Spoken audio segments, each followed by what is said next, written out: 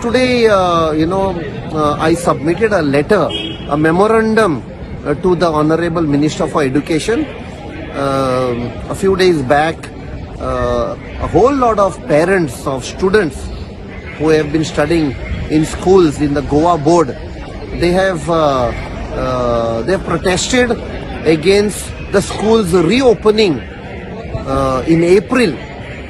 Now they have a lot of logic in that, because since pre-liberation, post-liberation, we have always had the schools academic year ending in the first week of April, because after that the summer sets in, there is extreme heat, and it is very difficult for the school students to withstand that heat.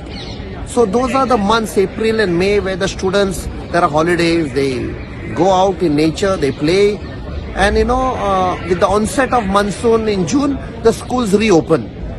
Now in Delhi, it is slightly different. Delhi and surrounding areas, the summer sets in, that extreme heat is in June and July. So that's why schools close in June and July. But the academic year starts in April. Now our government in Goa, or the educationists there in the government, blindly, without applying their mind, are following the dictates of the central government. They are following the same pattern of opening the schools in April, like how the schools are being done in Delhi. Now they should have applied their mind. In Delhi, why the schools are closed? Because of the heat in June and July. Now, you can't apply that rule for Goa. Now I can put a counter argument for schools in Delhi. Why don't you close in April and May and start the schools in June? No, it will be wrong, because there is heat in June and July. Similarly, there is heat in Goa in April and May.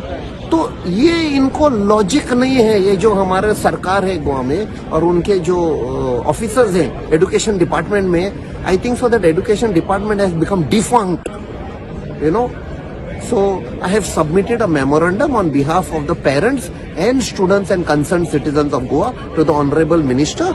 I have told him to review the decision of commencement of the academic year in April, May, and it should be in